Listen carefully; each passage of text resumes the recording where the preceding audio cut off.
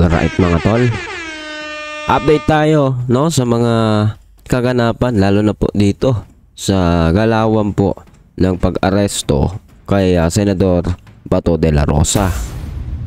At syempre kung ano po ang magiging tingin po natin na reaksyon nitong mga solid na DDS, no? Ito po yung mga malaking kaganapan po ngayon sa politika ng ating bansa. Umpisa na po natin ito, pero kung hindi ka pa nakasubscribe, make sure na pinindot mo yung subscribe button and notification bell para updated ka palagi sa mga videos natin na parating. Umpisa na natin to, let's go!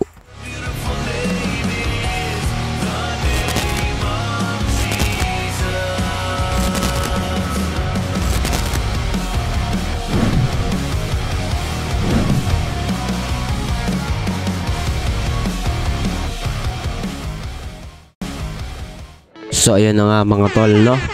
Wala na pong pero at diretso na po natin panoorin ito pong video ng balita update patungkol po sa umano'y arrest warrant ng ICC kay Senador Bato de la Rosa. Let's go, play po natin.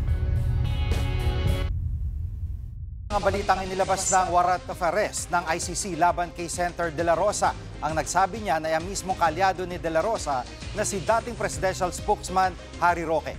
Live mula sa TV5 Media Center, nangungun sa balita si Ian Suyo. Ian, kumpirmado bang may warrant of arrest na laban kay Senator De La Rosa ang ICC? Gigi, wala pa kang kumpirmasyon yung detalye na yan, ano? At hindi rin sinabi ni Attorney Harry Roque kung sino ba ang source niya may kinalaman dito. Pero pinayuhan niya si Senator Bato de la Rosa na huwag daw umanong magpapakidnap.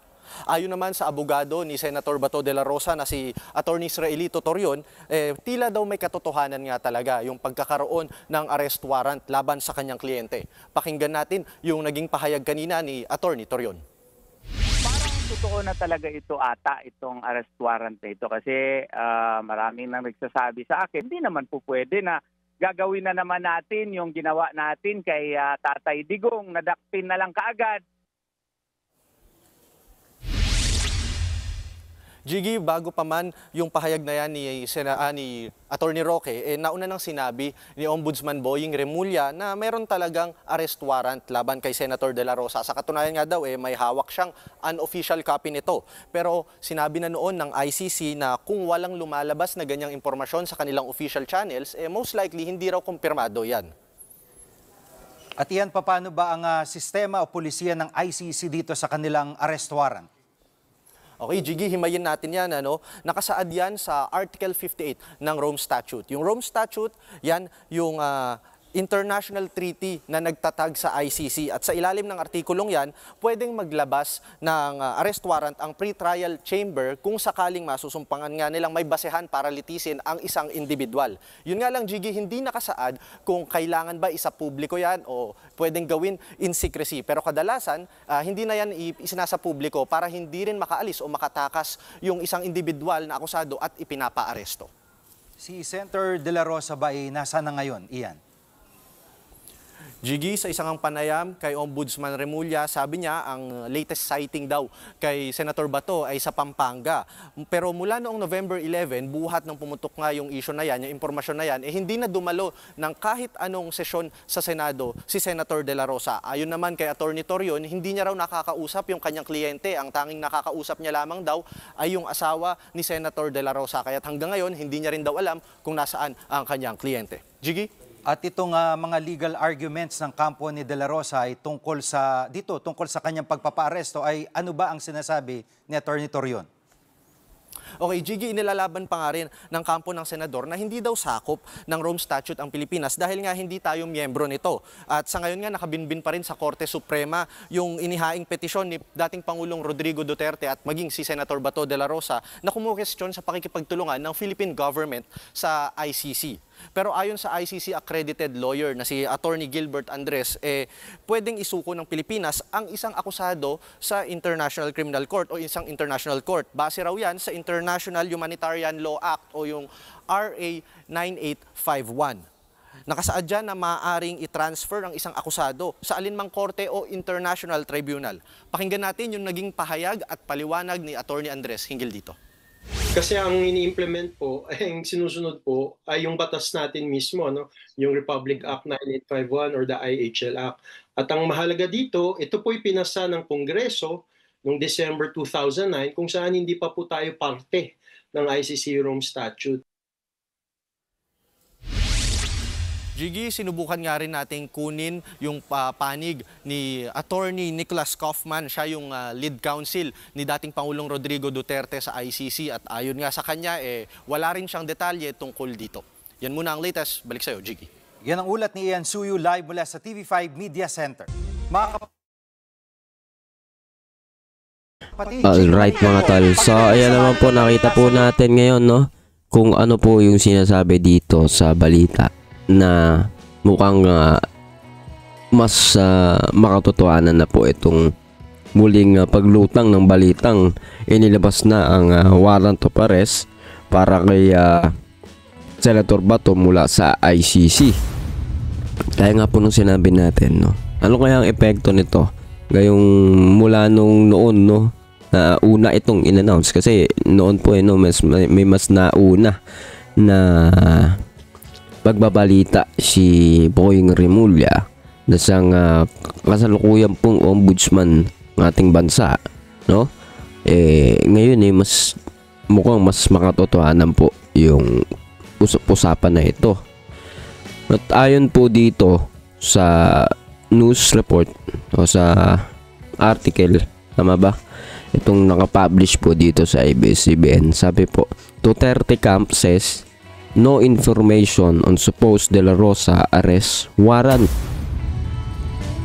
So, maaari naman talaga, literally, baka wala pang official na, no? Pero may mga usap-usapan din na maaaring hindi pa, talagang hindi ito sinasa publiko ang pagkakaroon talaga ng totoo, tunay na arrest warrant ni Bato De La Rosa sa kadahilanan na katulad po ng para hindi po kaagad makaalis, no, yung kanilang aarestuhin and etc, so on and so forth.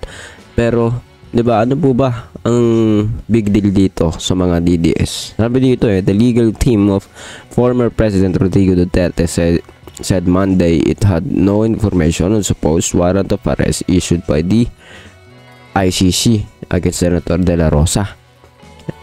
I have no information on supposed arrest warrant for Senator De La Rosa, Duterte's lawyers, Nicholas Kaufman said.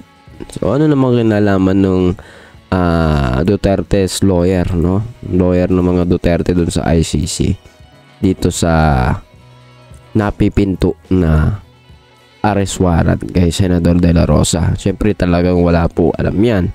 Pero parang sa akin po, kung titignan ko maigi yung ganitong mga pampublikong pahayag ng Duterte camp, o sabihin na natin mga DDS, 'di ba? Yan po'y pagpapakalma, no? Kasi ako po'y naniniwala nagkakaroon na po ng pangamba ang marami mga DDS ngayon dito. Kasi isa po si Bato De La Rosa na ating pinaniniwalaan. Disclaimer lang ayon sa ating pananaw po riyan. Si Bato De La Rosa ay isa sa mga kumbaga pangunahing karakter, pangunahing mga panlaban, mga kumbaga siya yung malakas na karakter, no? Kumbaga sa chess, isa siya sa nakahilera sa mga bishop, sa torre, no? Pero regardless ng kung ano man talaga, ang point natin dito, isa siya sa mga nagpapalakas ng loob sa mga Duterte supporter, no? Siyempre nandiyan pa rin po si Sara, pero malaking epekto ang kawalan ni Senador Bato sa mga Duterte, no? Kapag kasya po pati po siya ay mawala, no? Pero kayo, kung ano pong tingin ninyo, maganda ba itong pangyayari na to? Kasi kung ako pong tatanungin, tingin ko mas maigi na to kaysa naman dun sa ipinopromote po nila na pagkakaroon po ng pagsuporta sa China. Bakit? Ang kita naman po natin ang ginagawa ng China na wala naman pong katarungan, no? Hindi makatarungan, hindi makatao. At talagang meron pong mga paglabag sa international community. Rule of law. So, kung ano man po, hindi po natin dapat suporta ng China. Number 1 po, ito po ay komunista at gusto magdomina sa buong mundo. At napakahalaga po nun. Kasi ang mga isinusulong po ng Duterte, mga Duterte's loyalists, bukod sa pagiging pro-China, si BP Sara din, pauupuin nila, gusto nilang pauupuin sa gobyerno, which is, wala naman tayong, ang mga tao ipakikialam talaga dapat dun Pero kung nakikita ng marami na ito po'y pro-China din, at ito po'y nagpo-promote ng mga bagay na nakapangangamba sa mga mamamayang Pilipino, yan po yung negatibo dyan. At sa ngayon po, mukhang nagkakaroon na po ng kaba ang marami dito, na especially sa mga dying hard Duterte supporter. Ikaw, isa ka ba sa mga dying hard Duterte supporter at blindly following their agendas at kung ano pa man na pagsuporta sa kanila? Parte ka ba doon? Comment down below, pag-usapan natin sa comment section yan. At sino man, ano man ang inyong komento ay welcome na welcome po yan. Pag-uusapan po natin yan sa comment section. So hanggang dito na lamang po. Make it sure na napindot mo yung subscribe button and notification bell para updated ka palagi sa mga videos natin na parating. So see ya ulit sa susunod na video.